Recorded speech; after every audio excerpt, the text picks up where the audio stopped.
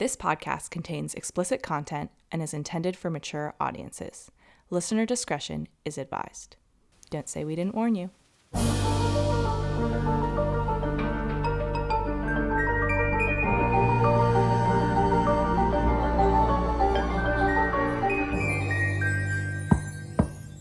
Hi, my name is Madison, I'm Hannah, and you are listening to or watching Who's Knocking? a true crime podcast.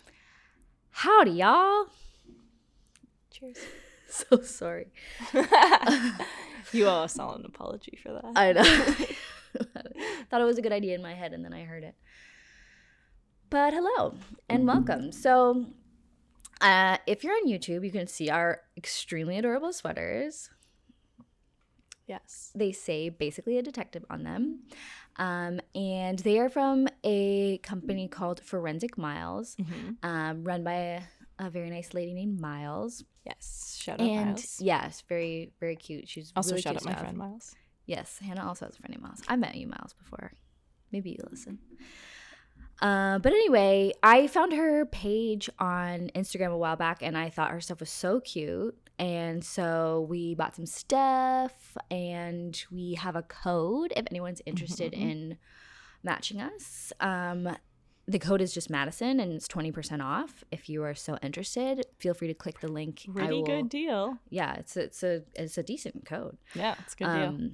Links will be available in whatever description of whatever you're listening to. Probably better at YouTube, or you can also go to our Instagram.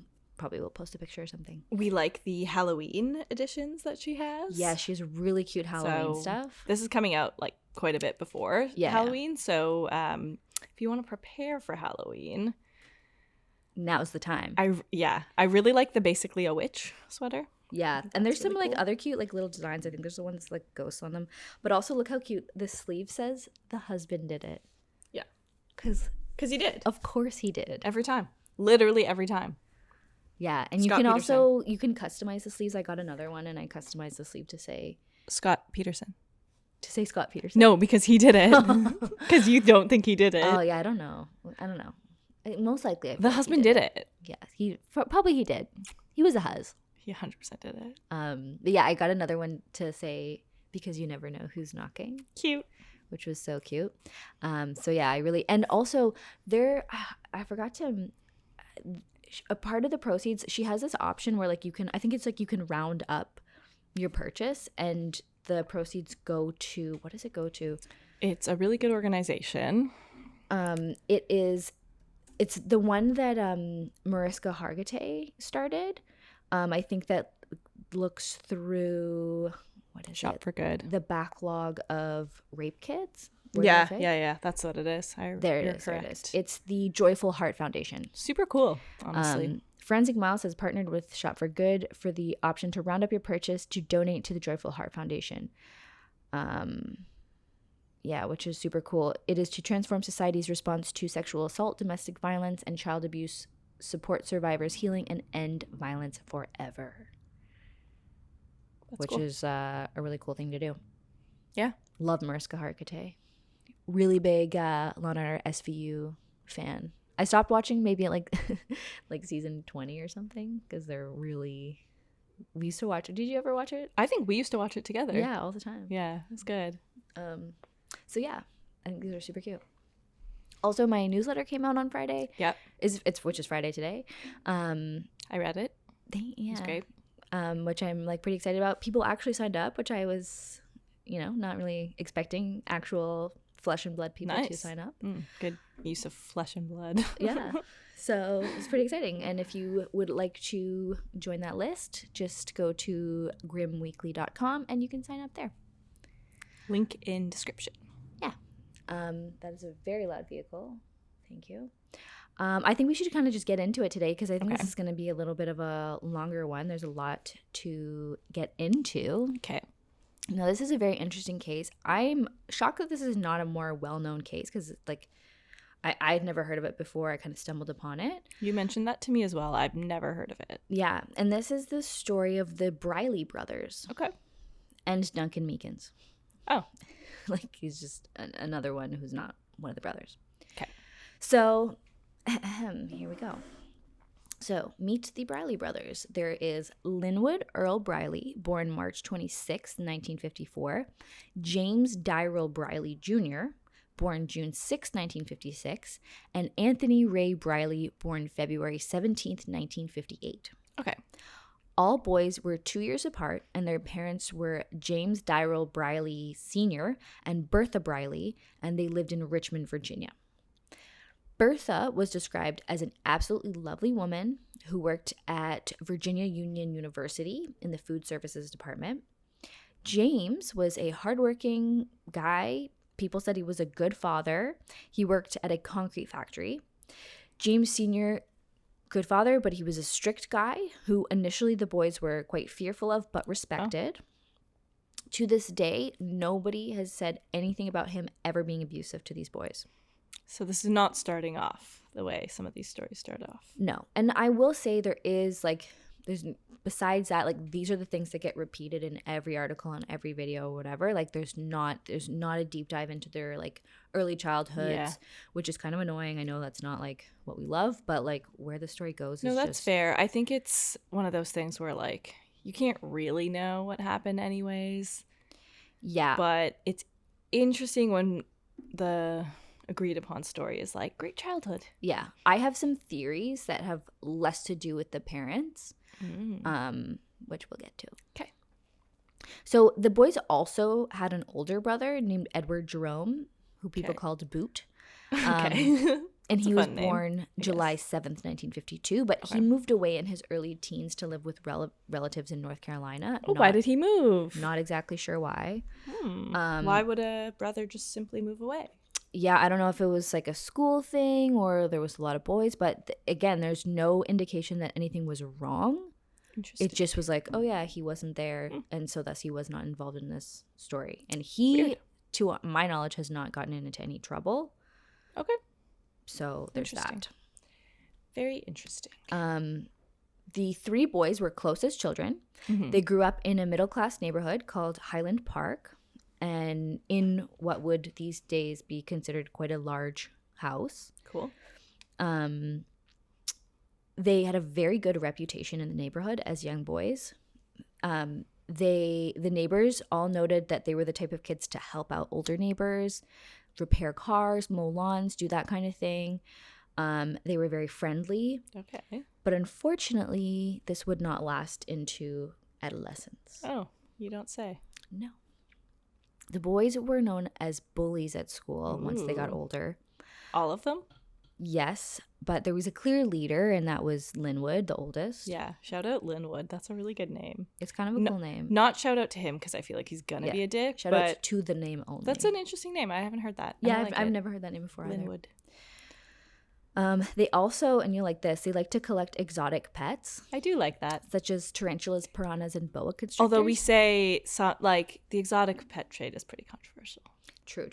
But tarantulas, boas, like, yeah, why not? I have 2 boas, so that's fine. Yeah, apparently they seem to get a delight out of, like, feeding live mice and, yeah, the kind of, like, predatory aspect of having all these pets. It is cool. Like, I personally feed frozen thawed. I feed dead rats because I can't stomach the live feeding. It's too sad for me, personally. And also, like, once you have multiple snakes, it's like, how many fucking lot. Rats are you bringing to your death? You used to feed yours live. Yes, I did. Because she wouldn't eat not. Yeah. It takes a while to get them to not eat it. Kind of cool. Yeah, you did. Yeah, you got off on the predatory aspect. I wouldn't say you definitely did. No, just kidding. I'm just kidding.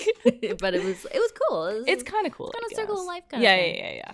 You know? But it did get a little much. It just started giving me nightmares a little bit. Yeah, like it's just the thought of like, oh, it gotta bring you to your death. Like the actual experience, I feel like it's nature doing its job, whatever. But I will say Well, I wanted a tarantula, didn't get one.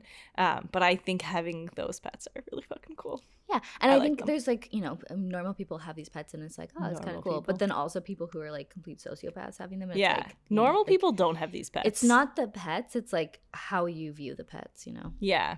That makes all the difference. I think it's kind of cool how predatory they are in a sense. But I just think of it as we're playing tug. I just dangle the rat with some tongs and then we play a little game of tug and then they win and they get the rat. Cute. Yeah, it's super cute. They are cute. I also think snakes are cute. So yeah, especially ball pythons. Yeah. Rest in peace to my ball python. She died. It's very sad. Episode is dedicated to Oh, thank you. Trinity, the ball python. Rest in peace, Trinity. We love Rest you. in peace. She's now buried in my yard. After a few days in my freezer. I love her so much. I don't know what to say around Yeah. that. I'm in a phase where I'm now laughing about it, but I don't think it's funny. I love her. Anyways. Well, this is for you, Trinity. Thank you. So, moving on. Yeah. So some people noted that as the boys got into their teens, they got much less empathetic. I'd say that it can be pretty typical for normal teen boys to like be, yeah. you know, kind of shitty or whatever. But this seemed like far beyond normal. Yeah, they were sadistically feeding their pets other animals and Yeah, and just being like generally scary. and bullying. Yeah. When the boys reached 13 years, their parents divorced and Bertha ended up moving away. Oh. And it has been alleged that Bertha and James separated due to the stress caused by the boys' out-of-control behavior. And that James Sr.'s inability to control them. That like she I wonder couldn't take why it. she would leave though. Like not wanting to be with her kids because they're that scary. They're pretty scary. Ooh. Imagine your kids being so scary that you have to leave. Like Yeah. Madison, imagine your kids being so scary that you just move away. You're the least scary people in the world. Yeah, I don't know. And that's why I find like a lot of the information about the family to be quite sketchy. Yeah, And that's I sketchy. really don't just take it at face value. She moved away from her family. Especially because it's like in every single article and everything, it's like described in the exact same way that Yes, sounds like it was copy-paste. taken from the Wikipedia page. So it's like this is just something that's been regurgitated like Yes. 20,000 times. That's typical on the internet, but also specifically in the true crime world where the same thing gets recycled and then you're just like, is this even true? Yeah. It I could really be totally don't know. wrong. I would just, to me, I take to their childhood as like unknown. Okay. If anything, like it seems like it started fine, but Maybe something happened at some point. I do think that Linwood is probably like a psychopath and like some like genetically like something is wrong. Do you think he was like the one influencing the other two? Yes. Okay. And you'll see. I think Maybe it's kind of so you're clear. saying that the dad, like potentially the mom left because the dad couldn't control them. Maybe he took on the role of the father figure then, but in like a twisted way for the younger boys. Yeah, and like I don't want to get too far ahead because we're Okay, gonna okay. get into it, but yes, Interesting. And I think he's like a born psychopath, maybe Scary. possibly, That's very scary. and that he became like the leader.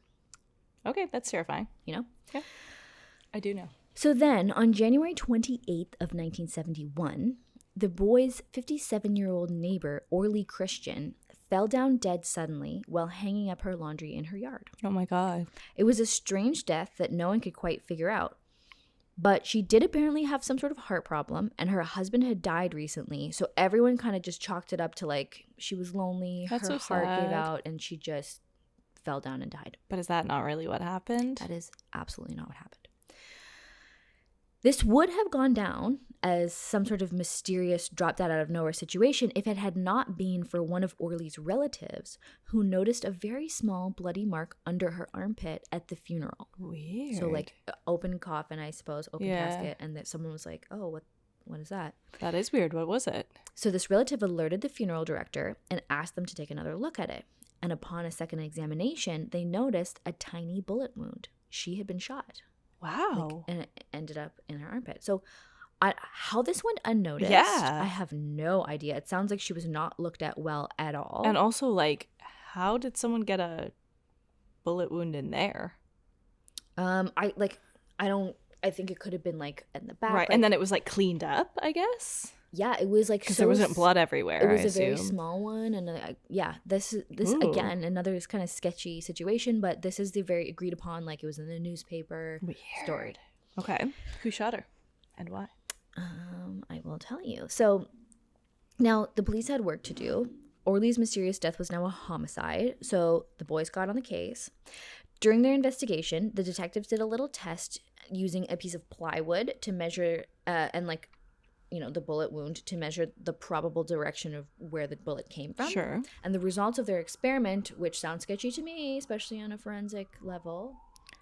This sounds like the pseudoscience that you hate. Yes, but Guys, you can't regardless- just like put up a board and yeah, like it doesn't seem very scientific, but okay, we'll go with it. The results determined that the gunman was most likely standing in the Briley household when the gunman shot Orley. They're that close, the street? Like yes, their this neighbors? was their neighbor across the street. Right. So when the police went over to have a little chat with the Brileys, they actually found the murder weapon. Oh, dear God. Which belonged to 16-year-old Linwood Briley. Linwood, why do you have a gun when you're 16? Precisely the question then on everybody's mind. Yeah. When asked about the murder... Sorry? I don't think you should have that. No. Super sketchy. But this whole police investigation, and nobody's questioned it, but it kind of does seem sketchy to me. Like, that sounds like a kind of sketchy way to be... like experimenting.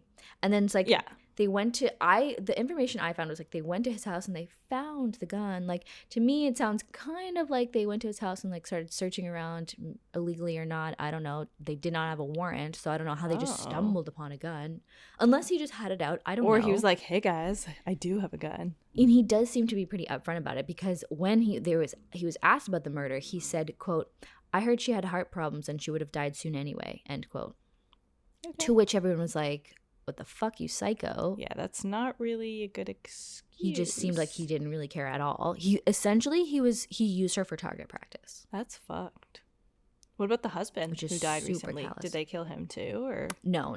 He actually just died. Yeah. Okay. But nobody could believe what a cold-blooded murder this was from a 16-year-old boy. Now, for the crime, Linwood would spend 1 year in a juvenile detention center. Okay. For murdering a woman. I guess he can't be tried as an adult. Yeah, he was 16. Okay. During the trial, his lawyers argued that the shooting was accidental and that Linwood had been shooting at pigeons. So he was only convicted of manslaughter. Okay. Which is like, you can't be like shooting out of your window. Yeah. And also just like, no. Yeah, like. Why do you have a gun? You're 16.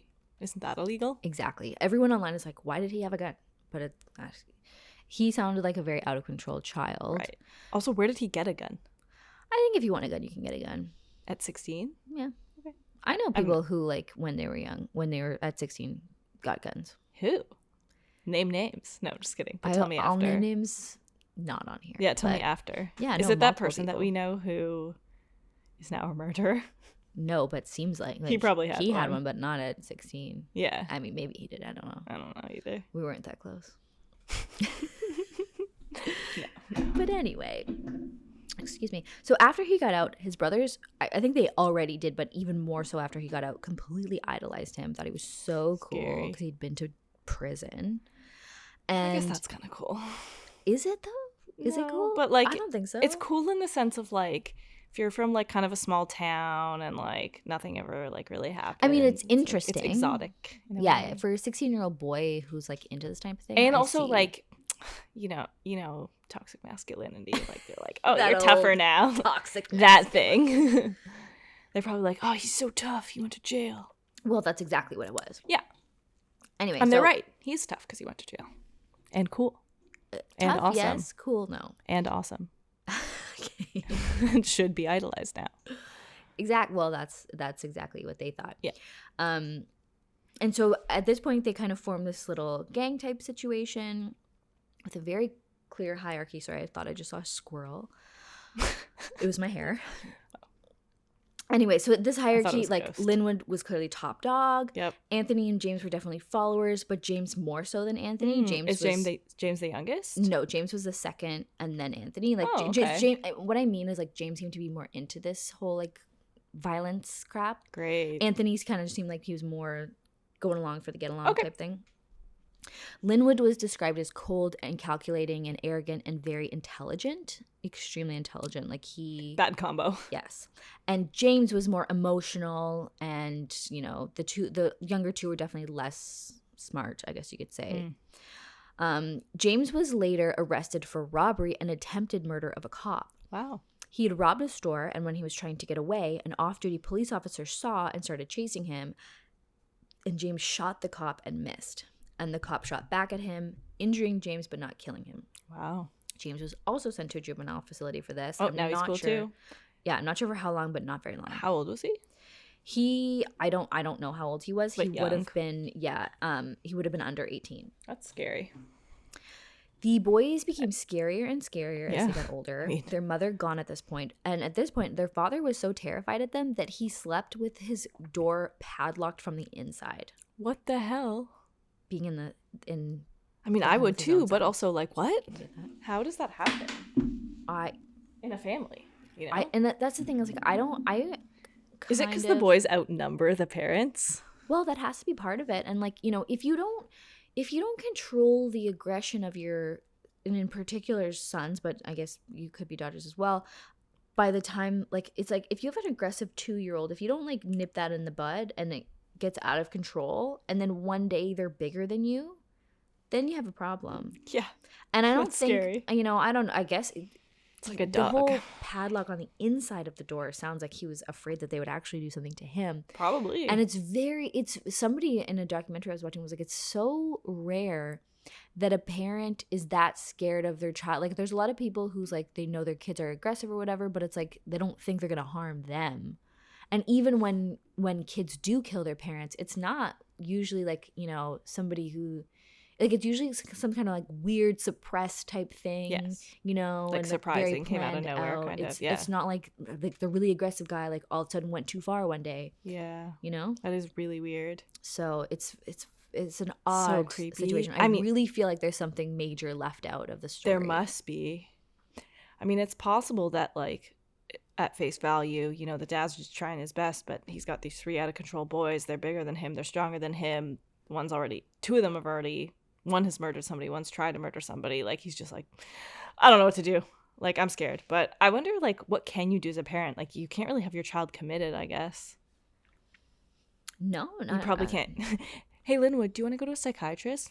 He's going to be like, no, fuck yourself. Yeah, and I don't know like what the state of mental health resources in Richmond, Virginia they had at the time. I don't assume it was like top notch. Yeah. I don't think it's top notch now. Yeah. So in general. I don't know. So do you really think that if like a 2-year-old's really aggressive, then you can just like get it out of them and then they're good when they grow up? Like how do you think that works? No, I don't know. I'm I don't not know a psychiatrist, but I have heard. Well, you're a mom, so I feel like you know kids. Like some kids are more aggressive than other kids naturally. Like that's, and you know, kind of have to like balance it out. But it's like when kids are really little, when they're like 1, 2, 3 years old, it's like your job to civilize them. Right. And so if they never learn that they can't hit or that like the Right. consequences of hitting and like, you know, Right. naturally Consequences. understand if I hit somebody, then they will get hurt and then people are not going to like me. Yeah. If that never gets Yeah. nipped, which is your job to do as a parent. No, that totally makes sense. And then that child is now 20 years old. Yeah. They're now bigger than you. I think and there's stronger than you. There's a few things at play because number one, I feel like some of the aggression in children often comes from like problems at home. Sometimes, not always. So then in that case, the parent's probably like too preoccupied with their problems to be able to help. But then also I feel like when you have a kid like that, is it just like a kid that you like have to put into karate or like martial arts or something? Like maybe you have to like make them like let them be aggressive, but in a way that's like safe. Yeah, and I don't mean like, I mean there's kids. I think kids who are gonna like go on to kill people, like that's It's another different, story. But like most kids like just like push each other around when they're little. Totally, like, they're they have physical. no idea. Otherwise, and that's where That's like dogs. you as a parent like put in place rules and like they get timeouts if they're too rough or This whatever. is just like dogs. Yeah, so Some dogs are just like kind of pushy, and then you just have to give them timeouts. Yeah, like and you can't play if you're gonna do that. you essentially socialize it out of them, and that's like Yeah. a normal thing that people have done forever. Yeah. But if you have somebody, a child who's like that, and maybe they're already predisposed to even more violence or like a lack of empathy or something genetically, So weird. and then you don't really socialize it out of them. Yeah. And then they kind of grow up and like, you know, the environment takes hold and they, you know, meet other people who are not so nice. Right. Things can get It's out of just a control pretty cycle. quickly. Yeah. And if they grow up to be like a 6 foot tall, scary guy, Scary. Yep. that's scary. It absolutely is. So I don't know what exactly happened here, but maybe something along those lines. We'll see. So then we'll meet Duncan Meekins. Okay. Now, did I miss something? He's that random extra one. Yeah, Duncan. So Duncan grew up next door to the Brileys, and he spent a lot of time in the church. He was an altar boy. He had good, decent grades in school. He was a nice kid, apparently. But Duncan was 2 years younger than Anthony, who was the youngest of the brothers. So he was, quite a bit younger than Linwood, at least. And Duncan idolized the Briley brothers. Oh, God. Why does everyone idolize them? Pardon me? Why do people idolize them? Well, they idolized Linwood. Yeah. They were the cool guys on the street if you're like a young 16-year-old okay. kid, I guess. Yeah, I don't know. They're on your street. Yeah, that makes sense. Right? It's like just people you grew up with. Right. It's like the luck of the draw that like it wasn't like a guy who's super into like engineering who he lived next to. Unfortunately, it was them. That is unfortunate. And the Brileys became close with Duncan, and they kind of took him under their wing and let him join their little gang, and led him to what they would eventually go on to do.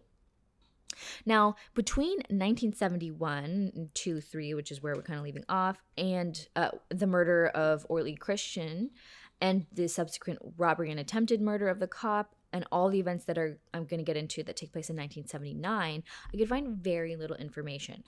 I don't know exactly what these guys were up to, but I assume it was mostly trouble. Yeah. I know that Linwood had a child during this time. Really? Yeah. And James had 3.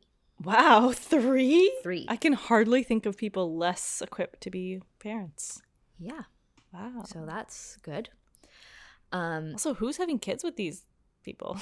Well, I mean, they were high on the hierarchy of like they had power. Yeah.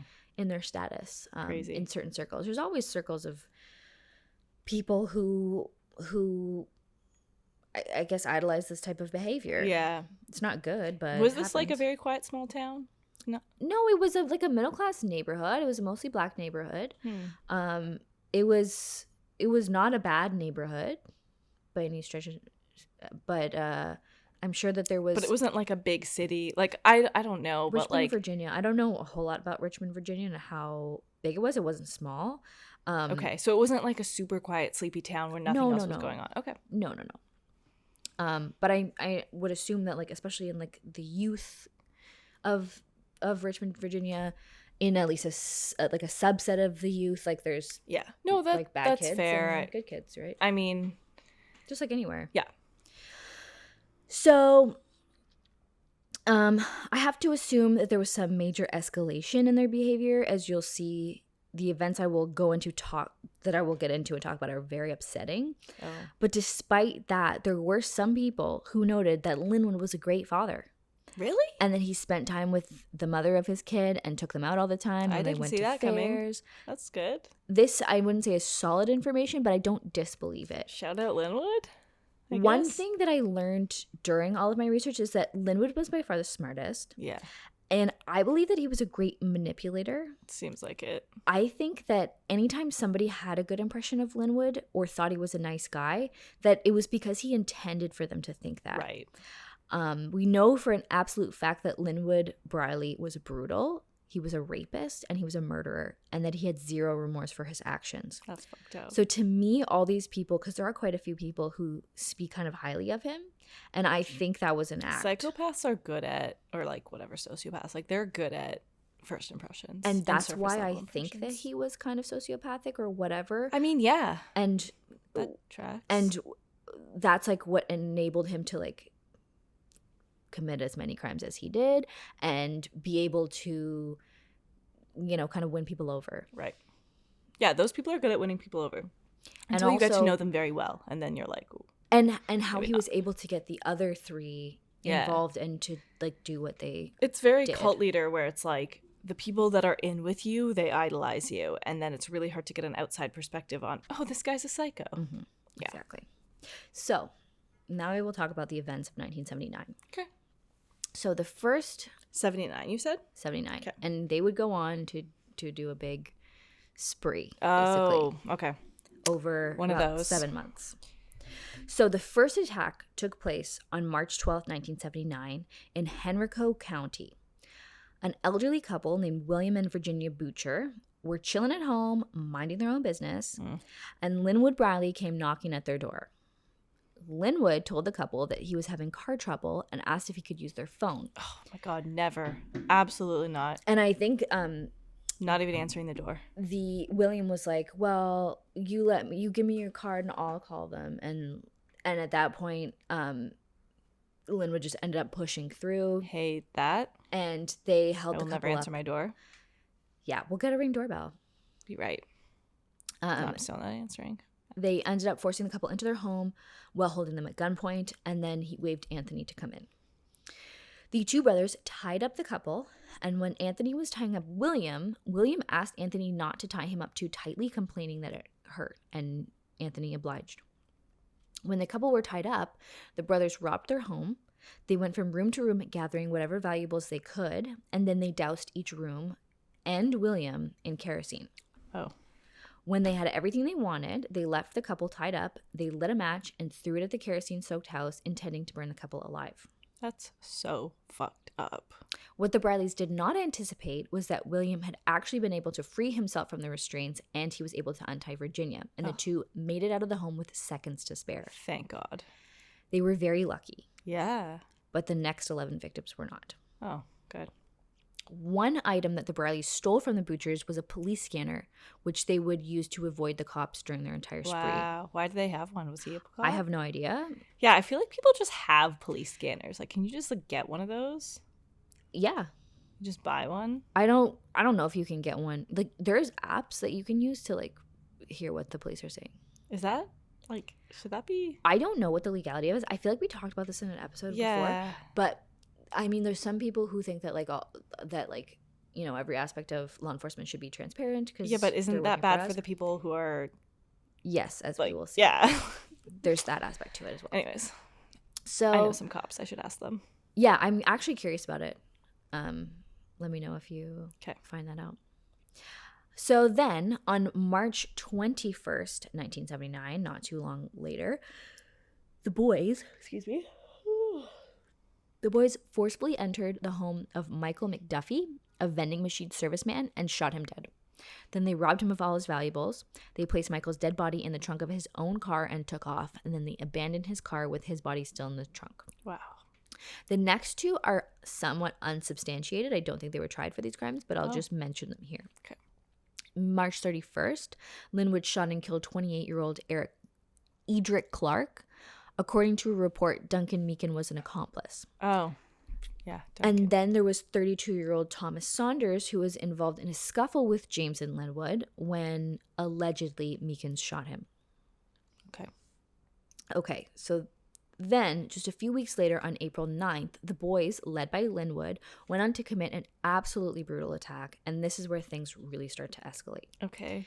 So the four boys followed a woman named Mary Gowan. She was 76 years old, and she had been babysitting for her daughter across town. When she had arrived at her home, and I believe she lived in an apartment building, the group rushed her into a stairwell in her apartment building, and they beat her. They each took turns raping her. Hate that. They robbed her, and then they shot her in the head and left her to die. But she did not die immediately. Oh. She actually made it up 2 flights of stairs before she finally passed out, and she was found later by her 14-year-old granddaughter. That's still not dead. Whoa. Mary was rushed to hospital, where she was kept alive but in a coma for 3 months. Oh. She never regained consciousness. Right. And she died on July 2nd, 1979. It's very sad. Mary clearly had a very strong will to survive. She was attacked so horribly and brutally by 4 strong young men, and she was 76 years old. So it's actually astonishing that she made it as far as she did. Now, this murder differs from the previous murders in terms of motive. Right. Yes, they robbed Mary, but only a few dollars that she had in her purse. They didn't even follow her into her unit to steal what she did have of value. She actually lived in quite a good neighborhood. It was like a pretty wealthy neighborhood with very little crime. Mm-hmm. It's clear that the attack was more for the pleasure of actually killing and hurting another person than it was robbery or anything. It was just purely sadistic. Especially when it's like a gang situation, when it's like multiple people, I feel like that it becomes that. Yeah, and it becomes like it's like a mob mentality thing where it's just like, and this to me it's like it's all Linwood, starting all this, and then he's the other three are ringleader. just like, yeah, this is cool. Yeah, like, yeah. And it's like 4 young, strong men on a 76-year-old woman is just, I can't imagine. Brutal. Seriously. And she was a wonderful woman who loved and cared for her family. She was like loved by so many people, and she was just chosen completely at random. Terrifying. Horrible. On July 4th, which I think was actually the day that she was buried, okay, the boys saw 17-year-old Christopher Phillips looking into Linwood's car, so they say. Oh, my God. Linwood confronted him, and the rest of the boys pushed Christopher into a nearby backyard. Christopher was pleading with them to stop, but instead, Linwood picked up a nearby cinder block and dropped it on Christopher's head, crushing his skull and killing him. I mean, I'm not surprised at this point. Brutal. Yeah.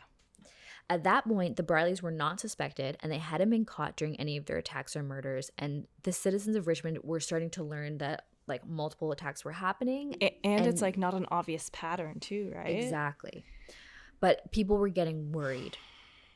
It was clear that there was somebody out there attacking people kind of at random and in brutal ways, and everyone was on edge because it seemed like anybody could be next. Right, literally. On September 14th, the next attack took place. The 4 men had been driving around looking for their next victim, like just straight up looking for a victim. Yeah. And they were having kind of a hard time finding somebody that seemed right. And as it turned to night, they decided they would park outside of a nightclub called the Log Cabin. They figured it would be an ideal situation to attack somebody who was maybe drunk and defenseless. So they waited outside the bar until poor John Gallagher, also known as Johnny G, walked outside. John was a bass guitarist playing in the band at the bar that night, and he was also a very popular local radio DJ for a country music radio station. Okay. John was not even a smoker, but he just decided to step outside for some fresh air. Oh, no. And this is when our little gang of complete fucking assholes saw John and decided he would be their next victim. The gang had a sawed-off shotgun and a rifle. As usual, Linwood led the pack. He approached Johnny with one of the guns. He forced Johnny to the ground, took his wallet and keys, and then forced him into the trunk of his own car. Then the boys drove his car and Linwood's vehicle to an abandoned paper mill, kind of like on the outskirts of town, I guess. They made him get out, and Linwood shot him in the head. And then they dragged his body to a river nearby and tossed him in. Just to do that? Completely senseless. Yeah. They left John there, and then they drove his car around until it was out of gas, and then they dumped it. And they stripped the car. They barely got anything from John except for a ride in his car. They took $6 cash from his wallet, and they took some jewelry. So it's not a robbery. Did not seem to be the motive here. Yeah, they're just doing it as a might as well kind exactly. of thing. Yeah. John's friends back at the bar were super confused when John never came back from his little breather. Sweet. And 2 days later, when his car was found, everybody expected the worst. Yeah. It was about a week later when John's body was found in the river by some fishermen. Now, initially, this murder was not connected to the others, mostly because there was no discernible pattern to the whole thing. And this was the body was dumped further away where the other ones were all left at the scene. So this did not seem to, an extra didn't fit the pattern. But then on September 30, Mary Wilfong, a 62-year-old private nurse, was spotted by the gang, and they chose her to be next. Oh, no. They followed her home to her apartment in Richmond. Oh, my God, I hate that. Just before she made it inside, the men surrounded her, and Linwood beat her to death with a baseball bat. Oh, to near death with a baseball bat. So sad. Then they went into her home and robbed her, and as she was dying slowly on her front step. Wow. On October 5th, the gang committed a double murder. This was Blanche Page, age 79, and her 59-year-old boarder named Charles Gardner. Blanche was bludgeoned to death, and Charles was stabbed and beaten to death with multiple weapons, including a baseball bat, 5 knives, a pair of scissors, and a fork. Seems like it's really escalating. It's getting so aggressive. Yeah. After several days of the two of them not being seen, the neighbors called the police asking them to do a welfare check. And when the police entered the home, it was covered in blood. That's so scary. Blanche's room was covered everywhere. The walls, the ceiling, everywhere was covered in blood. Blanche was found in her own bed, and Charles was found in the kitchen. The scissors and fork were still stuck in his back. Oh. There was also burnt pages of a phone book left on his back. Like, they were like burning. I don't know if they were doing this to torture him or what that was about. Okay. But one officer on the scene noted, quote, "The thing that struck me as soon as I walked in the door was up the stairwell, the whole wall and the steps were just covered in blood all the way up," end quote. The crime scene indicated that it was just complete overkill. Yeah.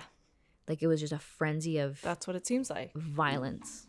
And like a bunch of people egging each other on, it seems like, too, Yes. right? And like all the weapons used on like they're probably like, oh, get another one. Charles. You know? Yeah. It's like so unnecessary. Mm-hmm. The last and final horrifying murders took place on October 19th. And these ones, just a warning for anybody who is a little bit queasy. We're getting a warning? Yeah. But there's a young child murdered in this one, which is really upsetting. So on October 19th, an old friend of the Briley brothers named Harvey Wilkerson saw the brothers down the street. And upon seeing the gruesome bunch, whom everyone knew to be extremely aggressive and scary, Harvey closed his door and locked it. Good call, man. Harvey lived with his 23-year-old common-law wife named Judy Diane Barton. What's a common-law wife? It just means they're not technically married, but they're common law. Does that mean they just like call themselves married, but they're not? No, it just means they've lived together over a certain period of time. Oh, okay. Yeah. Never knew what that Common meant. law is like, I think like after a year living together, technically you're common law. I did not know that. Okay. It's like more of a legal term than That's a cool. term that people use like for fun. Yeah, I've heard that term. I just never knew what it meant. It's basically just people who live together who just never got married. Okay, cool. Yes, and Judy was 8 months pregnant at the time. And they also lived with her 5-year-old son, Harvey Wayne Barton. So just in case anybody gets confused, the 5-year-old and the man are both named Harvey. The brothers noticed that Harvey locked his door, and I guess this offended them. Oh my God, I hate that. It just so happened that on this day, James had been to see his parole officer and had promised that he would stay out of trouble.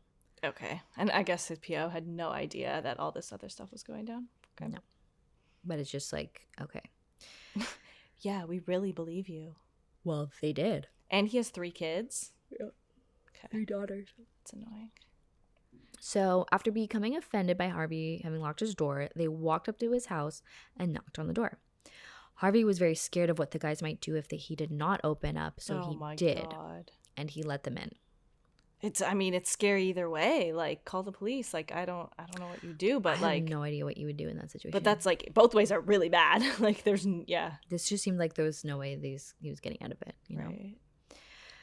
Right. The men quickly overpowered Harvey and Judy, and they bound them with duct tape. Linwood violently raped pregnant Judy within earshot of the 2 Harveys. So sad. And then Duncan Meekins took his turn raping Judy. And when Duncan was done, Linwood dragged her back into the living room.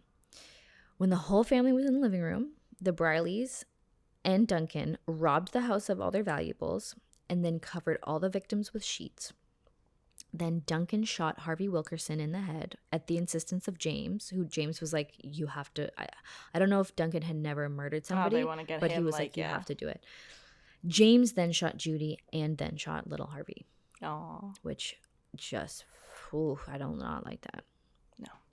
Now, all the while, the police had been investigating the string of violent attacks, and Linwood had come up as a suspect just because of his general awfulness. And just recently, they had matched his fingerprint to one found inside John Gallagher's car. Wow, okay. And it was found underneath a portion of the car that had been stripped off. So they were quite certain that this fingerprint belonged to one of the attackers. Yeah. I'm surprised they were being so blatant considering they all had criminal records and probably were all fingerprinted. Yeah. Okay. So the police then placed Linwood under surveillance. So people were following him around. So one day, there was an officer sitting in a van outside of the Briley home, and Linwood and James were arguing about whether or not it was a surveillance van. I'm surprised. Yeah, like I'm not surprised that they noticed that. Yeah, that's seems interesting. Pretty vague. But the policewoman inside stayed quiet, even though she could hear the whole conversation. And when the 2 men couldn't see through the tinted windows of the van, James took out a gun and shot into the air, and then once into the ground in front of their home. And when the officer did not emerge from the van, Linwood concluded that it was safe, and the pair drove off. Okay. Somewhat random, but I thought I'd include that. They're so, like... They're just so blatant. Yeah, they just don't give a fuck. They really just don't. Just shooting, yeah. And I think it's Linwood doesn't give a fuck, and so then this, like, they all kind of just take on leader. his... Yeah. And now it's like, I don't know if it was him who purposely was like, hey guys, make sure, like, or in his head, like, make sure they all commit crimes too, because then they're all in it together, and that ties them even more together, exactly. right? Well, all of this stuff, all of, like, even just being there, and like, that's how he can control them. Yes, I'm assuming. exactly. Like, not blackmail exactly, but like kind of like not gaslighting. I don't know the word is for it, but basically like it's a mob truly mentality. Convincing them, and they are, and he is right. Like, you guys are involved too, but he also made it in such a way where it was like, this is a fun thing that we do. Mm-hmm. Yeah, that's like very high level manipulation, I would say. Absolutely. Yeah. That's why I think he's like a very... I know of cases with guys like him, and they're one of the scariest types of people. Yeah, agreed. Yeah, agreed. Always young guys too, which is, I don't know why that's scarier, but it is. Yeah. So during the murders of Harvey Wilkerson and his family, the police were out surveilling Linwood, but they had lost him, and they heard gunshots, but they could not determine where they had come from. So, like, all this was happening. The investigators only found the bodies of Harvey and Judy and other Harvey 3 days after they were murdered. Wow. And here's the thing. The older Harvey kept multiple snakes in his home. Shout out. What kind? I don't know. Multiple. Oh. And so when the police entered the crime scene, they found that all the snakes had been let out of their cages. Of course. These guys had snakes. They're like, this is what we're going to do. Let them out. And they're not scared to let the snakes out. Yeah. And but the snakes had slithered through all the blood, and so there was like bloody snake prints everywhere and snakes. Creepy. In a brutal and no, that's homicide. horrifying. I'm like, should not make light of this, but I just love snakes. But it's different if it would be like, okay, a couple ball pythons slithering through, or like a Burmese python. That would be fucking scary. Yeah. I don't think they were like huge, but I think that there was substantial. Yeah, that's horrifying. So it just made the whole thing like super. That's really scary. I'd be scared. I'm still scared of snakes, like as any normal person would be. Yeah, but they're cool too. Yeah, and cute. So the day that they found the bodies, the officers were on the hunt for Linwood. Good. There was a multi-car search for him, and once they had located Linwood, they began following him. Okay. And the officers were really stumped when, with all the men they had, they just could not keep track of him. Oh. And later they would find out it's because he was listening to that police scanner. Right. So he was evading the entire thing. So he knew they were looking for him? Yes. Now, I wonder if he was scared or if he was like, they're not going to get me. I feel like it was more like that, but yeah. We don't know.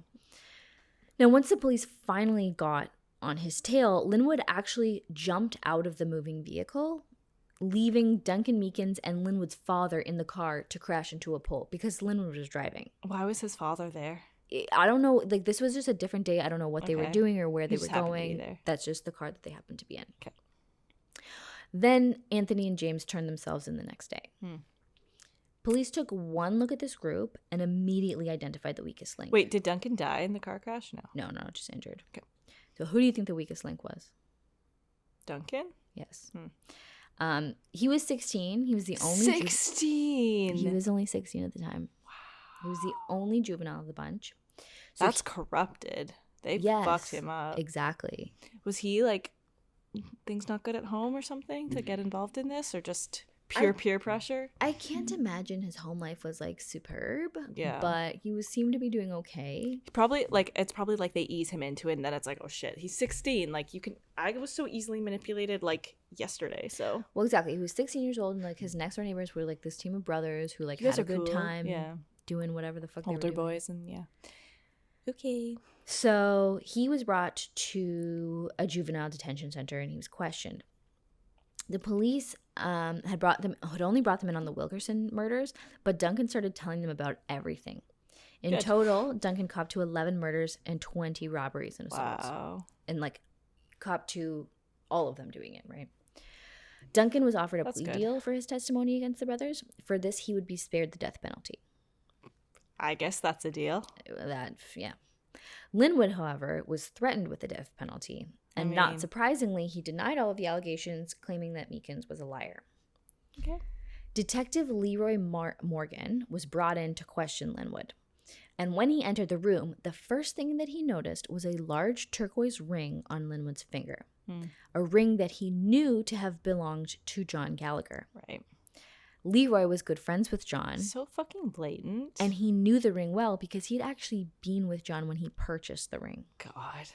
And so that ring was kind of the last nail in Linwood's coffin. Good. Now, at the trial, all the boys were on trial for the killing spree. And this was in 1980. Every day of the trial, the courthouse was packed. And it was a lengthy trial, given all the murders. There was ample evidence, and it was clear that these guys were responsible, especially with Duncan's testimony.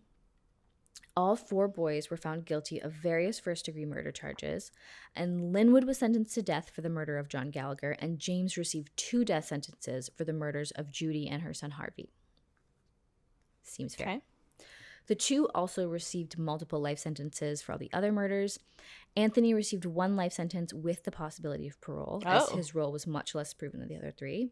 Oh, okay. Duncan Meekins was sentenced to life plus 80 years and got to change his name and go to a different prison because obviously Linwood and James would have killed him the first chance they got. Right. That's a good plea deal, I guess. Mm-hmm.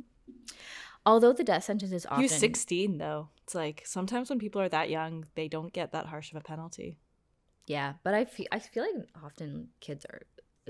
young people are tried as adults. I think it, obviously goes both ways, but... Yeah, it's kind of a flip of the coin. Yeah. Now, although the death sentence is often a controversial ruling, Mm-hmm.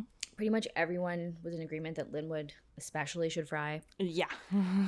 Jack W. Gravely, director of the NAACP, who's typically quite against the death penalty, was quoted as saying, quote, if anyone deserves it, he does. Basically, quote, the people in Richmond feel that crimes committed by this individual to be so heinous and so vicious and so violent, I just think it has quelled the voices that would speak out. The crimes reeked of the kind of mentality that we feel the community, especially the Black community, could not condone. Now, Linwood and James both seemed pretty unfazed by their death sentences. Of course. Although they did attempt some appeals. Now, I just find this so interesting, and this kind of goes with what I've been saying about Linwood. Is that an interview with him? No, this is just, and I have not found any interviews. I know, I'm sure there isn't, but I would love to hear him speak and just, sometimes like the dead eyes, I wonder if. Yes. If this were nowadays, recent, there would be more. But just listen to quiet, small town. 3313. Listen to the way Linwood's appeal attorney talks about him. I just think it's so fascinating. Deborah Wyatt would represent Linwood in his appeals against the death sentence and encountered a bright and charming individual. I found him to be not an unenjoyable person to be around. I mean, I have had clients that I don't think I could have had a very long conversation with. He was not one of those. He was a nice-looking man. He was a well-spoken man, friendly, calm, with a sense of humor. It was hard to believe that he was the kind of person who would have done these crimes. So, even after the fact, he's convincing. He's charming people. Yeah. He's he does look normal. He doesn't have that super creepy. No. They're like a good-looking look. bunch of young guys. That's, weird. So while in prison, Linwood ran shit. Oh my God, of course. People liked him. They wanted to please him, including some of the guards. Oh, he's got to be so charismatic. Mm-hmm. James was just straight up scary. Oh. They pretty much just careful with that because it's making a lot of noise. They kept operating the way that they did on the outside. They were both super intimidating and ruthless, and they took over a big drug operation while in prison. Right. So they were making money. That's good, I guess. But the story does not end here. Oh, really? Wait, didn't they get the death penalty? They sure did. Oh. But on March 31st, 1984, after 4 years in prison, Linwood and James Briley led a group of 6 inmates, including themselves, to escape from death row at Mecklenburg Correctional Center. No way. So the other 4 were Lem Tuggle, who murdered 2 people and raped at least one of them. Ugh. Eric Clatton Jr., who strangled a librarian to death. Oh, rude. Willie Leroy Jones, librarian. who murdered and robbed an elderly couple. And Derek Peterson, who robbed and killed a 45-year-old grocery store manager. These people all seem cut from the same cloth. I mean, these are all death row inmates. Yeah. So Probably not the nicest people. yeah. The 6 men spent months observing everything about the prison before the big day. Wow. The guards, their scheduled habits, everything about, like, you know, the comings and goings. They had some homemade weapons hidden inside their cells, and they were ready to go, when Linwood made the call. I mean, I guess it's one of those things where, like, you're already on death row, might as well try. Exactly. There's no harm, right? Yeah. What are you going to do? Be killed? Yeah. So that night, Eric Clatton Jr. Kind of like dilly-dallied behind the group as they were going into their cells, and he managed to sneak into the control room bathroom and lock himself in there. Okay. A nurse whose job it was that evening to distribute medications attempted to enter the bathroom to get some water, Oh, God. but found it to be locked. James Briley overheard the nurse complaining to a guard about the door being locked, and very nonchalantly he mentioned that he had heard that earlier there was a leak in the bathroom, so maybe someone was fixing it. I don't know. Totally believe you, James. The nurse and the guard believed James, and so they didn't even check on his claim. At 9 p.m., James requested some reading materials, which were kept in the room next to the control room. Okay. And when the guard stepped out of the control room to get the book, James alerted Earl, who popped out of the bathroom and attacked the guard. Then, Earl, still in the control room, opened all the cell doors on the death row cells, and chaos ensued. That sounds like chaos. Yes. The 6 men who had their hidden weapons were able to take the lead, and they overtook all the guards. They dismembered all of them. Wow. Disarmed. Oh my God. 14 Okay. guards. That took a turn. Sorry. They disarmed all 14 guards. They taped their mouths shut, stole their uniforms before locking the now nearly nude guards in a cell. They took the uniforms. The 6 guys were then able to take another guard hostage, and they got him to call for a van. They told him to tell the authorities that some inmates had made a bomb and that they needed the van to get rid of the bomb. So they were sent a van. Wow. This is going very well for them so far. So the guys were able to secure helmets, gas masks, and body shields. Mm-hmm. They were able to make it to the main control room dressed as guards. And one of them went in and told the guard who was manning that room that he was there to relieve her. And I think it was said that, like, she was like, okay, and then she left. Oh my and then God. she realized what happened, but it was too late. This is very movie-like. How this is not a movie, I don't know. Yeah. Just this part. I don't think the rest of it would be allowed to be in a movie. They were able to open the first 2 gates to get out of the prison, but the second gate required the person to show identification in order to be buzzed through. You would think that they all need that. But it was only the one. Right. But since the men didn't have this, what they did is they took a TV, they put it on a gurney, and then they put a sheet over top of it. And they came out all frantic, acting like it was a bomb. And so they were very convincing, and they were able to get the guys at the door to drop protocol and let the inmates through to put the gurney in the van. And then all 6 of them drove off. Wow. So it took half an hour for the news of the escape to reach the public. And this was the largest death row escape in United States history. That's crazy. Yes. So the people in Richmond, Virginia were obviously terrified when they found out. They were scared that the Brileys would return and continue their spree.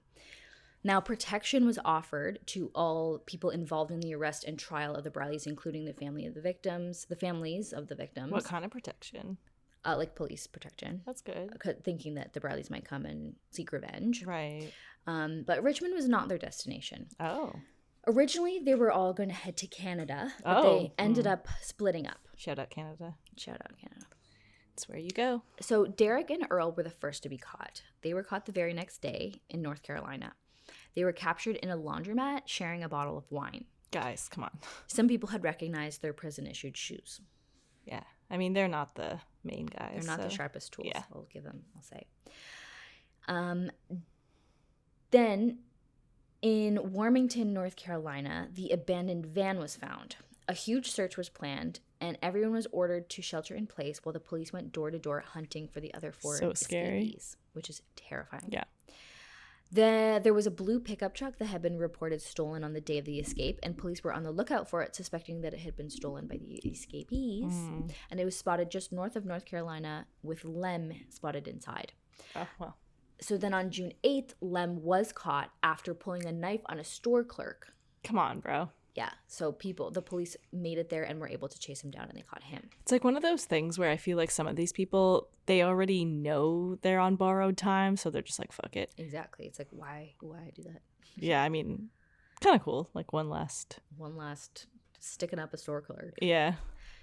So then a few hours later, Willie was also found in Vermont. After questioning the other 4, the police were told that the Brileys had been dropped in Philadelphia, and it was discovered that the boys had an uncle there.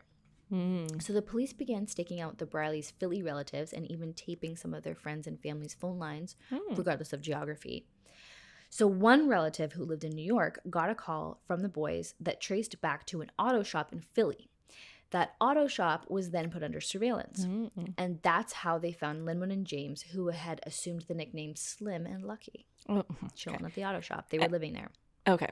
So you'd think like they were so good at escaping, but then this kind of. Well, they made it the longest of the bunch at That's 19 true. days. Yeah. Which Respectable. most people who escape prison get caught again. Yeah. So since the brothers had escaped, extra measures had been put in place in death row, and most of the guards who were working there before had been transferred elsewhere. Linwood went on to be executed by the electric chair on October 12th, 1984. Bye. Before his death, he was visited by his mother and his 10-year-old son, Sad. Sad. And he refused to choose a last meal, but they gave him steak, a baked potato, green peas, a salad with French dressing, rolls with butter, cake, peaches, punch, and milk. That's sick. That sounds great. Yeah, but then he died. Yeah.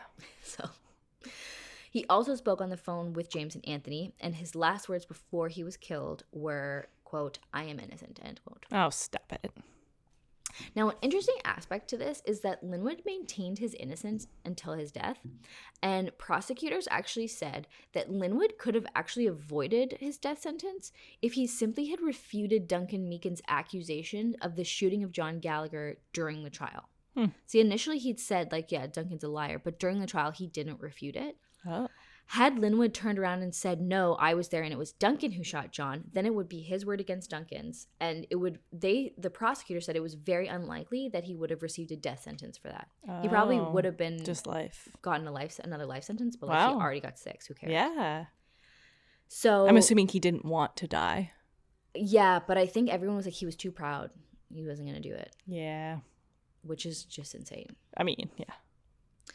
James actually ended up getting married to a woman named Evangeline Redding while in prison. I can't even. Which is insane. It's so annoying. Like, she was 44 years old, divorced with 4 children, and was an ex-talk show host. That's cool. And she began sending James letters, like a fucking psycho. Yeah. And the two became a thing. The couple had 4 non-contact visits, and even though James was set to die in a few months, the couple got married. I mean, how random and stupid on this woman's part. Super what stupid. What is wrong with you? Definitely something. They got married on March 25th, 1985 in prison. James Briley Sr., the father. Is this like the only type of marriage I'm going to have? I hope not. I'm just kidding. God. I'm just kidding. I'm just like, fuck it, I'll just marry an inmate. Tragic situation. Yeah. They got to hug and kiss once through the bars. Cute. Okay. And that was it. I mean, okay. So that was in March. And then on April 18th, that was James Briley's execution date. That morning at 7:45, 4 inmates armed with clubs and screwdrivers and wearing pillowcases on their heads attempted to grab a guard. And 17 inmates were involved in the plot, and half an hour later, the guards were able to get the prison block under control. Oh, thank God. But during this whole kerfuffle, 9 guards and 1 inmate were injured. Oh. The execution, however, went on as scheduled. Oh, okay. James was still allowed to see his visitors, including his wife, Evangeline. His last meal was fried shrimp with cocktail sauce and a lemon and lime flavored soft drink. Okay. in his last moments, he smiled at the witnesses and said, quote, "Are you happy? Are you happy?" End quote. Yeah, like that. Those are last words. Like a fucking creep. But those are last words. Like, yeah, good. Yeah, we are happy. Right before he was executed, Shirley Barton Hayes, who's Judy's mother, begged James to admit his guilt. She was not a believer in the death penalty. And yeah, she wanted him to confess to, quote, so his soul would be right with God. Oh, come on. Well, that's like, that's her thing. Like, she's obviously a religious woman. Yeah. And, like, whatever. No, I just mean, like, is that going to make it right? No, God, no. But, that's her thing. Yeah. I mean, yeah, she deserves the closure she wants. Exactly. Sorry so to judge. Linwood, as I told you before, he left behind one son, Norman Laquan Ampey. Okay. And he later committed a bank robbery, which landed him in prison. And then he later died in 2015. I don't know how, but he died obviously kind of young. Oh. James had 3 daughters, and they currently live in Richmond, and I don't know their names, and I don't hope they're doing well. Them that they had James as a father, so that's really shitty. As for Duncan and Anthony, okay. Sorry, I hope you ladies are doing okay. Yeah. Why is there so many fucking sirens? It's so annoying. I hope everyone's okay though. Yeah. So as for Duncan and Anthony, they are both still serving their sentences. Oh, okay. Anthony has now been up for parole 10 times, and has been denied for parole 10 times. As he should. And Duncan has mostly been behaving himself. His only known offense so far has been trying to make a 3-way call. How dare he? Yeah, so he seems to be doing okay. And all 4 men have now been, I guess, taken care of, for lack of a better term. But I mean, they got justice, I guess. Like, yeah, as much as the legal system allowed. But the memory of their horrible 7-month murder spree will forever be remembered by all of those who lived through it in Richmond, Virginia. Yeah. It's unforgettable. And that is that story. And I don't know if you can hear my child screaming, but she's screaming. It's just a nice added soundtrack too. Yeah. So what do you think about that? That's really sad and really fucked up. I think there's like a lot of similar like spree killings with a group of young men. I feel like I've heard some similar stories, and I definitely think there is something to be said for that mob mentality. It's just a scary thing when it's like it's one person scary. Can convince like another group of people who probably, if they had not met that one person, would never have been involved in anything like this. Like there's 2 specific cases, or it might be one case that I'm conflating, that I know of similar situations like this, and it's always so brutal, so violent. It's kind of good, I guess, in this situation that they did get brought to justice, because I feel like that doesn't always happen, and then it's extra sad. Like they got penalized for what they did. So. Also, the one really good thing about, well, not really good, but the one good thing about when you do stuff as a group is that like as soon as one cracks, it all kind of comes crumbling down. And that is like, remember, we've spoken about how witness testimony is not great, but like this type of witness testimony is because these are people who literally were involved. Right. It wasn't like a random sighting. Exactly. That's crazy. So it's good evidence. Part of me is surprised it's not more well known, but I feel like cases like this aren't that talked about. The Escape, though. The Escape is, The Escape is like crazy. That is a movie. Yeah, 100% is. So well thought out. Yeah. So it's like, so meticulously planned. He's such a mastermind. And he's so like, even though he knows he's getting the death penalty, he's still like, I'm above this. Like he has that, that air to him. Yeah. The just complete psychopath air. Mm-hmm. Which like he just really did not care. Did you say you had some theories about like what happened? My theory is just that like Linwood was like a kind of born as like a psychopath or whatever, like whatever it is. Like I think that there's probably some sort of gene that makes you some sort like psychopathic, and then given your environment, it either like increases that or decreases or whatever. And I think he kind of had that, and then he took on the other 3 and made them into what they were. Right. Which wasn't as bad as him, but still bad. Yeah, that makes sense. He seems like clearly the main instigator. And I think somebody being like that, like in a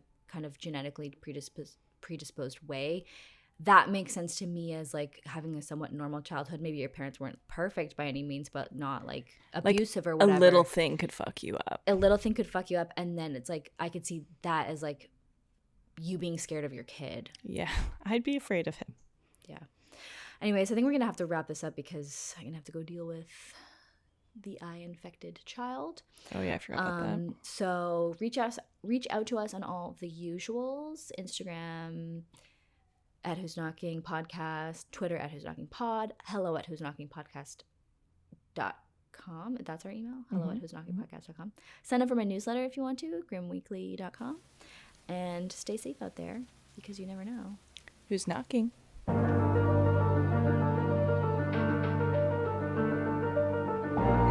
This podcast is produced in collaboration with Lost Line Media. Artwork by August Digital. Music by Matthew Cook.